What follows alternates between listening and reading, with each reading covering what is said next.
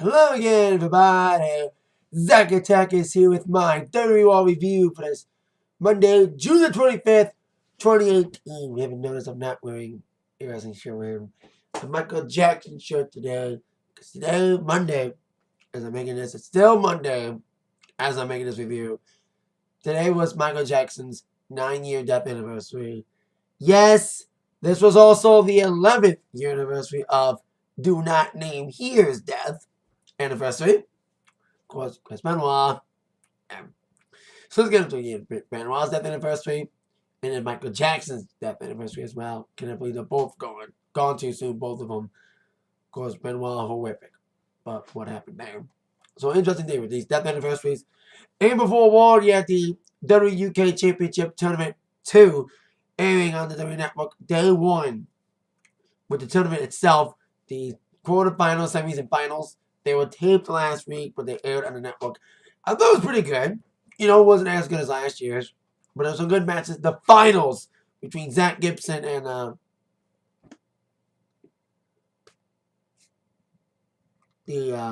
Travis Banks, the Kiwi Crusher. Spoiler if you haven't seen it yet, that's the final. That was a good, awesome final. And the best match of day 1 was sadly a 6-man. The Undisputed Era taking on Mustache Mountain and Pete Dunne. Because Trent Seven and Tyler Bate. Amazing 6-man. Really good. So can't wait to see day 2. And I'm happy they're doing NXT UK. So happy they're doing that. Finally, a real UK brand weekly show. I don't know when it's going to start airing, but it'll air eventually soon. Taping so in August. But with War tonight, War from San Diego. Booyaka, booyaka. Too bad it wasn't on 619 day. But hey. Decent little War tonight. You had a fun main event. With a screwy ending. What a purpose. You had a friendship finally imploding after weeks and weeks. Should have been done sooner. But hey, it finally happened. And who's the heel here? Well, we'll see what happens with that. And the change to War's Extreme Rules main event. And that's how it began War. Before we get to that, they had a little video thing, a little graphic to pay memorial to Big Van Vader, who died last week. Of course, thoughts on that death is on this channel. To do like a video package. They just air like a graphic. Should have had a video package they do for some people who passed on. But R.I.P. Big Van Vader. Again. So after that, we had Kurt Angle in the ring. Talking about the scheduled Extreme Rules main event. For War, it was supposed to be a multi-man match. He was specific on numbers. But he only knew that 2 men that were going to be in that match were going to be Roman Reigns and Bobby Lashley. Well, apparently, I don't know if it's storyline or not, apparently there was some sort of snag. Angle's trying to negotiate a contract with Brock Lesnar concerning his match against the winner. Now, there was reports about him not showing up at SummerSlam. I hope they're not playing up those rumors in the storyline. Because apparently, they had a snag with Paul Heyman posting a manifesto on the WWE website talking about the possible opponent saying Lesnar's got no competition, blah, blah, blah, blah, blah. So, Angle's about to make his big announcement concerning the status of the main event for Extreme Rules on the Raw side. Both Reigns and Lashley came out and badmouthed each other. And this is probably the biggest time Lashley's ever been cheered. This feud with these two, way better than Lashley's feud with Sami Zayn. At least Lashley's getting a reaction. Is he getting reactions because, yeah, he's not in that shitty-ass feud with Sami Zayn. Too bad it ended with Sami Zayn being out for the year with 2 torn bicep muscles. That sucks for Sami. He's out. He's having injury problems yet again. So, can't get away from injuries. It's been a few years since an injury, but still, he's out for the entire year. That sucks. That sucks. So, anyway. And they were both informed by Angle, Lashley and Reigns, that the multi-man match has been called off because of Lesnar's balking on the contract to sign up against the winner. And they're both bad-mouthing each other. Reigns was like, I'm pissed off about this. Lesnar doesn't give a he almost said shit, but Angle cut him off before it happened. And Lesnar's like, maybe the reason why Lesnar's balking is because he doesn't want to face you again. He's sick and tired of seeing you in the ring against him. It's more, says everybody else. I think I'm one of the biggest pops of the night. Good crowd in San Diego, by the way. Better than Corpus Christi. Then Reigns had a little retort when he was told by Lashley he needs to move on from Lesnar and have someone else take him on. And Reigns is like, move on? Oh, like you did 10 years ago when you left the company? Ooh. And that was it. MMA career you were aiming for to be a big MMA star. Then it get you nowhere. You didn't make an impact. Ooh, ding it, Impact Wrestling. And these two are about to brawl it out. And anyone had nothing of it and would consider a one-on-one match. That's what I think they're probably going to do. Whether it's a contendership match or not, this multi-man match, I think they realized two things. Well, I think the multi-man match got canceled. One, they realized that was last year's Raw main event for Extreme Rules when it was still a one-brand pay-per-view. It was a multi-man match last year for an opportunity at Lesnar. So they want to copy it all over again. And two, we all knew Reigns was going to win that match anyway. They don't make it predictable. Especially, I don't care what Raw's main event is. It ain't going to beat SmackDown's main event. Rusev Day! Getting a shot against AJ Styles. That's awesome. Rusev gets a shot. I know it's Phil. He's going to lose, but at least, hey, Rusev's getting his opportunity. So, anyway, as the Angle would say, he would consider a Reigns Lashley one-on-one match instead of a multi-man. The Revival interrupted. They faced up against these two last week and sadly lost. But these are in a ring with the big dog and Bobby Lashley. And they're like, hey, the more tension-filled this week, talking smack about each other. We want another opportunity to show why a tag team beats singles guys every time. Even though we didn't do so last week. But we would get that rematch of Baron Corbin. Constantinople, not Constantinople, Corbin. Oh no, I like doing it. He would agree to the match, despite Angle's hesitation, making that match happen. Revival looked the best they ever did in a while. I'm sick of them getting buried and not being used because they're an awesome team. I'm sad about their bad luck on the roster with their injuries and bad bookings, especially getting buried by DX at Raw 25. So, they're trying to recover even though they lost last week. But hey, they look good last week. Look good again this week. Now I was like, how are they going to book this match? Because we saw Revival lose last week. Are we going to see him win this week? Or have a screwy ending? And if they do win, are we going to have some sort of miscommunication? The answer to that question was yes. Reigns and Lashley were at each other's throats. And again, last week we saw Lashley blind tag Roman to get the win. And as Lashley was going in for the kill, Reigns blind tagged himself in. And that's when a whole bunch of shenanigans would begin. Both were jawing each other. And then Reigns got out of the way as one of the members of Revival nailed into Lashley. Actually, Dawson got thrown into Lashley. And Reigns would spear Dawson. And then Wilder, who was legal, got in and rolled up Reigns, snuck up behind him, and got the pin. Wow. When was the last time Reigns got pinned? A little bit. But hey, Revival wins. I don't care if it leads to anything. I hope it does. Hope it gets some more airtime. But at least, hey, Revival won a fucking match. And not only that, they pinned Roman Reigns. So, yay. Yay to that. And Lashley and Reigns were going to beat each other up, but it never happened. So their feud continues on.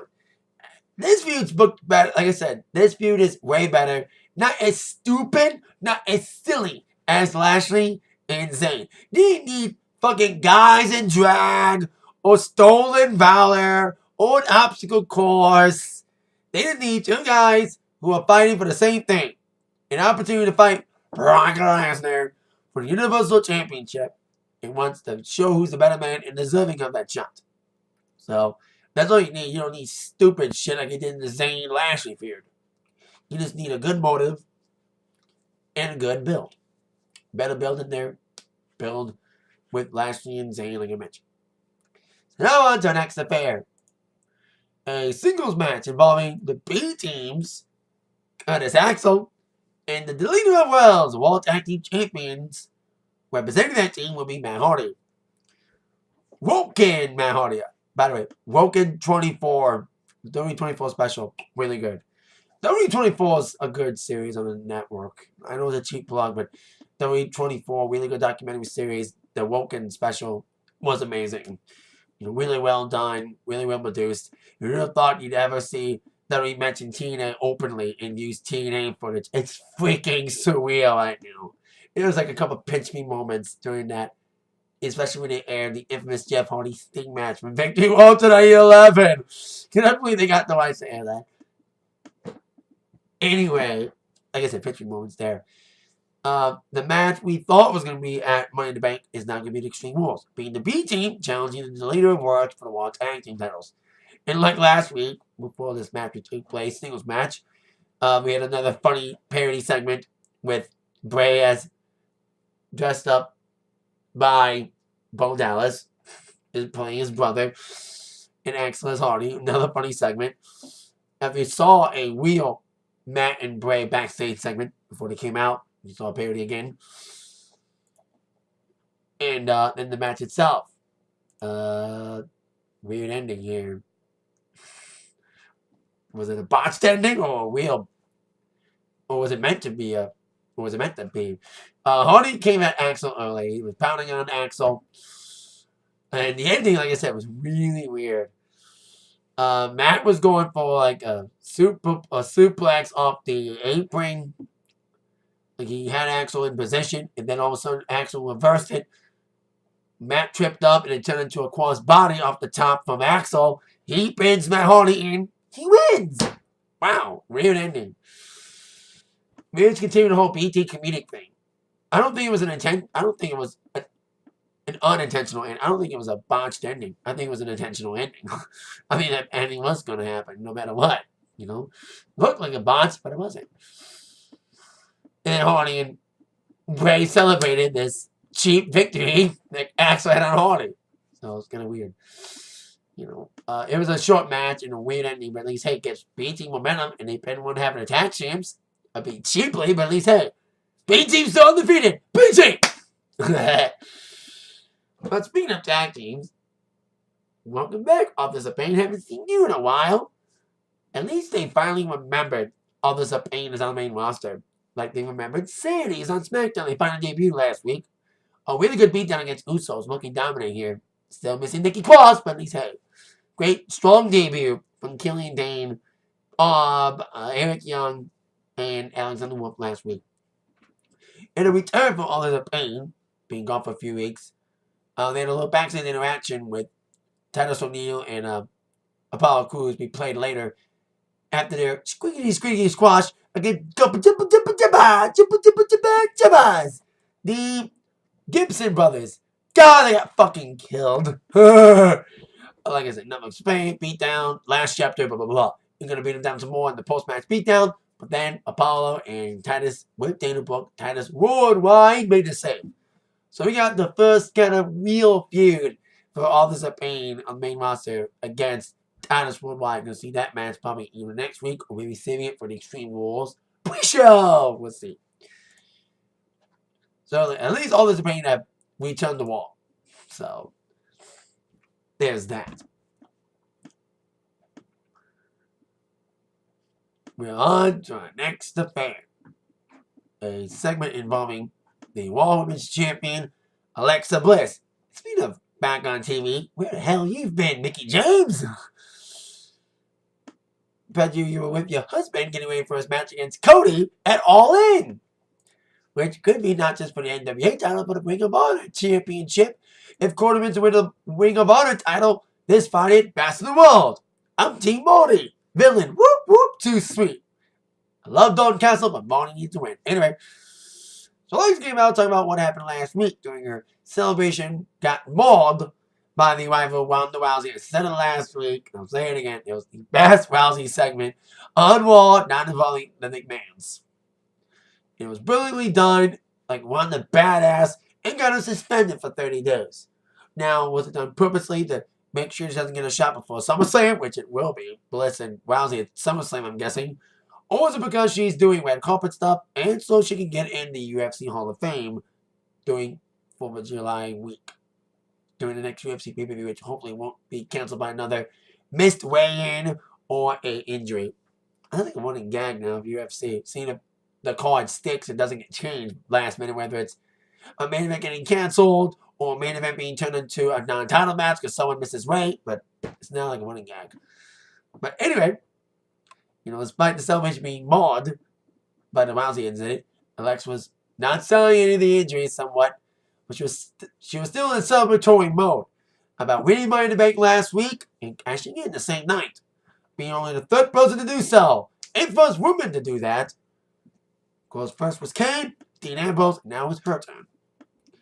And Mickie James, who was there, playing a catty little gossipy heel with Alexa, saying that, I think Alexa, your cash-in is one of the best cash-ins ever.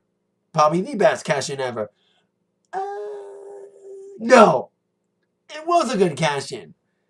My favorite cash-in is still the one that I called 3 years ago. Seth Rollins cashing in WrestleMania. I called it, and I was like, I thought I was going to cash in after the match, but he called it during the match. He cashed in during the match, but at least, hey, I was right. He cashed in. Doesn't matter how, doesn't matter when, he cashed in.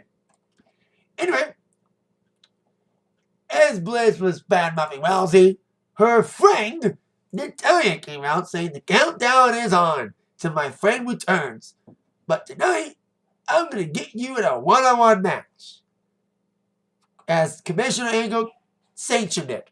But I know it won't be one-on-one per se, because you got your heavy Mickie James with you. Well, I got my heavy. In comes Nia Jax returning after selling her injuries from Money in the Bank last week, missing Raw. She was at Raw this week. In the corner of Natalia, she would take on the Raw Women's Champion in a non-title match. It was an okay little match here with these two. Of course, they were on SmackDown together, but it was different because Natalia was a heel as well as Bliss. Now, Natty's a face. Natty's still selling her injured knee, even though she didn't wear a brace on it this week. But Bliss was targeting it with some moves on and chop blocks and all that. Despite the bad knee, Natty tried many times for the sharpshooter, and of course the outside shenanigans would come into play as both Mickie and Nia would get involved, and of course involved the finish with their little interactions. Bliss would be suckered into the sharpshooter and the victory for Natalia, making the Raw Women's Champion tap out. So there's that little momentum for Rousey's friend, and also a little momentum for Nia as she gets her rematch at Extreme Rules.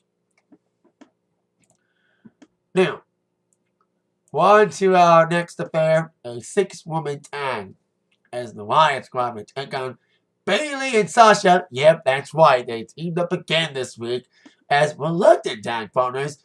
After last week, the Great Brawl last week, I think a lot of people suspect, they're going to be friends again this week.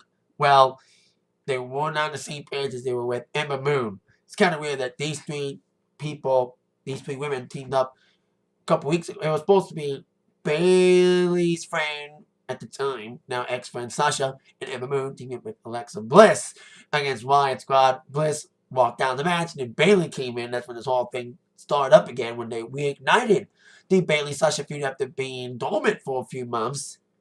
Reignited by Bayley coming in, saving the day after Bliss walked out on Sasha and Ember, and getting the win until it was called off by Baron Corbin. Now this time, Bayley's legally in the match against the Riot Squad, who came out at their backstage segment, smashing a camera, doing a weird Jinder Mahal photo shoot. We didn't see much of Jinder besides this segment. And no Elias today. Where was our savior of Raw?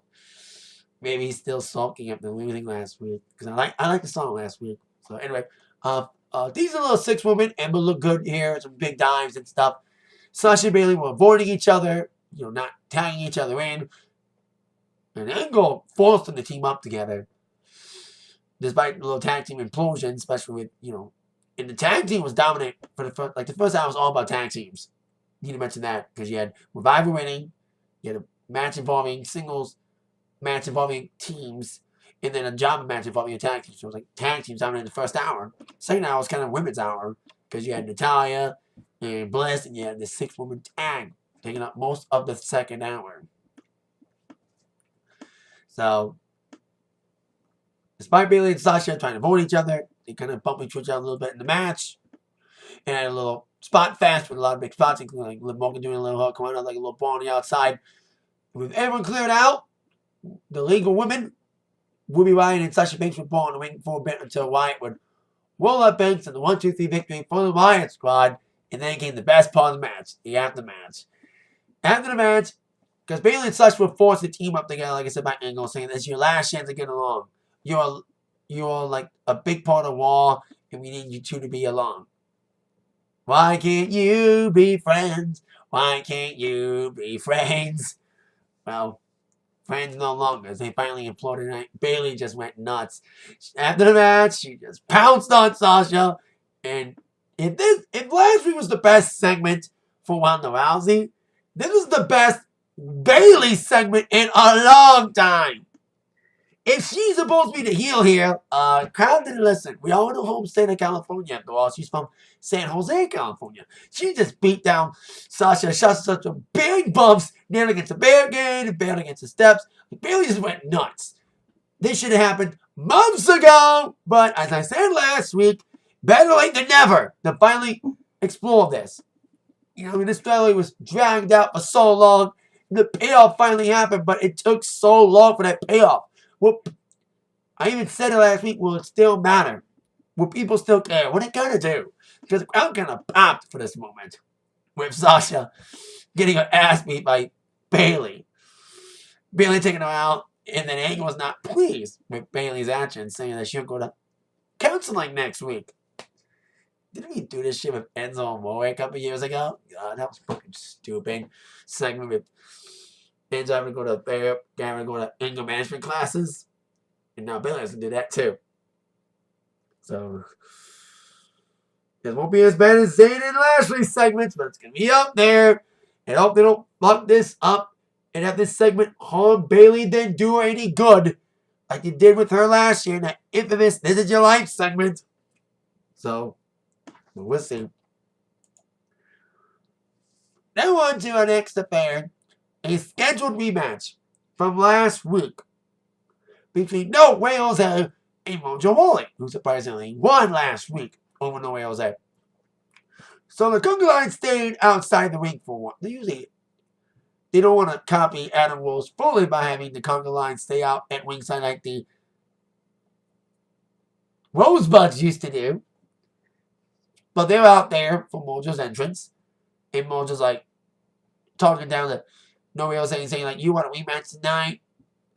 Well, guess what? You don't deserve to be in the ring. You didn't earn the right to be in that ring like your little Conga Line here. He talked to one of the people dressed like a cheeseburger, whose name was Todd. He had Todd's hands.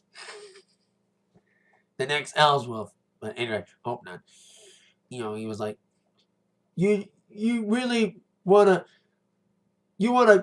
be a big star in the WWE. You wanna try to be a star, yet you're dressed up like a giant cheeseburger. Tell the guy who's really named Cheeseburger in Ring of Honor. Interesting if he said that same speech to him. Anyway, he denied No Way Jose's revenge. We may get a rematch eventually next week. At least they didn't do 50-50 booking like they did this week, but to mention that, Revival losing last week, then winning this week. Like they won, but it was 50-50. But they didn't do 50-50 again tonight. Twice, with No Way Jose getting his rematch and winning. So, at least Wally's getting some airtime. He had a decent little promo again. And this heel Wally's better than the heel Wally on SmackDown. At least he's getting more airtime. More airtime than he did when he was the winner of the Unlimited Giant Memorial Battle Royal last year at Mania 33. Now on to our next match. I like to call this the Strange Bedfellows match. It's basically a rematch from last week's main event. But the partners have switched. Instead of Balor and Strowman, it's Balor and Constable Corbin. And instead of Corbin and Owens, it's Owens and Strowman. Playing up from this segment from last week in the little buddy feud. It was like, wow, like I said, stage bedfellows match. Corbin and Finn did not get along. It was a fun match, though, kind of a comedy match. Like, they barely functioned. Owens and Strowman actually teamed up pretty well. Like, they had little issues early on, especially Owens being scared to team up with Strowman, even want to get out of the match. Because of the beatdown he's been getting from Strowman, especially being tossed off a ladder at Money in the Bank to an announce table on the outside. You know, by the Titantron. But maybe towards the match, they would get along. You know, they would do even a double team. You know, splash in the corner and the cannonball, so I like that. But even though Owens and Strowman did get along eventually, Corbin and Balor really never got along at all. They blindsided each other in, and of course, the ending of the match, Balor would drop kick Baron Corbin, and he was going for a big move, and he got tripped up by Corbin. They brought to the Titantron, and they both got counted out. Well, Finn was legal. And being tossed up by his own partner forced him to be counted out as they were brawling. So I think we're going to get a Corbin-Balor match eventually, one-on-one. And by the way, Corbin did not dress in a full-on suit today. He did dress up in slacks. He took his dress jacket off. This jacket made him look like a waiter from TGI Fridays. Finn Balor called him that when this match was being made. This Bedfellows match. So, there you go. And Owens and Strowman got the victory. But Owens kept touching Strowman like, yeah, we won! And then he was like, oh shit. So he started running to the back, and Strowman was chasing after him, and Owens went into like a little dressing room for like the minor league basketball team or something they have there at the arena in San Diego. And then after he thought Strowman left, he walked out trying to get his car. The valet did not have his keys. Strowman did. And off screen, Strowman lifted Owens' car. Too bad we didn't see it fully, but I think they couldn't let the illusion. But at least, hey, Strowman Destruction's back. And he's not finished with you, Owens. So we're going to get another match with these two. They've been having some matches lately. But now we may get another one. Maybe leading up at Extreme Rules in a stipulation match. I forgot to say this last week, and I'll say it now. Hopefully Extreme Rules this year, even though I'm not making a review because I'm going to be at the concert that night, there better be more Extreme Rules type matches. It better be more extreme than last year. Because Extreme Rules didn't really live up to its name last year. It kind of sucked last year. Especially that Bayley Bliss match. Maybe that was the only thing that was extreme. Everything else was not so extreme. There was some good stuff there. Besides the main event, that match with the Hardys and the Bar, that was good. But it wasn't extreme enough. So, there you go. What's extreme about best 2 out of 3 falls? But it was still a good match, though. So now, on to our main event. The rematch from last week, the Intercontinental Championship match. And Seth Rollins, now the challenger, was trying to get his title back after getting surprised by Dolph Ziggler, where he issued the open challenge last week, and it kind of backfired because he lost. Like I said, shockingly to Dolph Ziggler.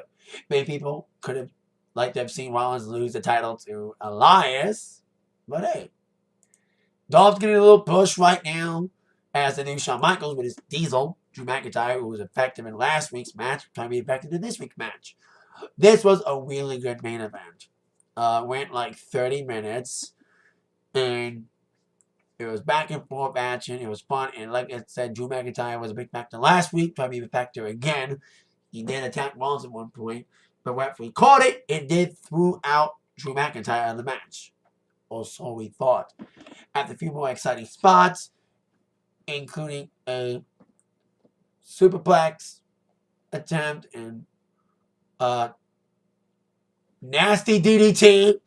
That was my favorite sponsor about nasty tornado DDT from Ziggler on the apron to Rollins taking that bump really hard on the neck, paying back to his neck problems he's had since being attacked by Elias a few weeks ago. So those problems are back. And his knee bugged him again.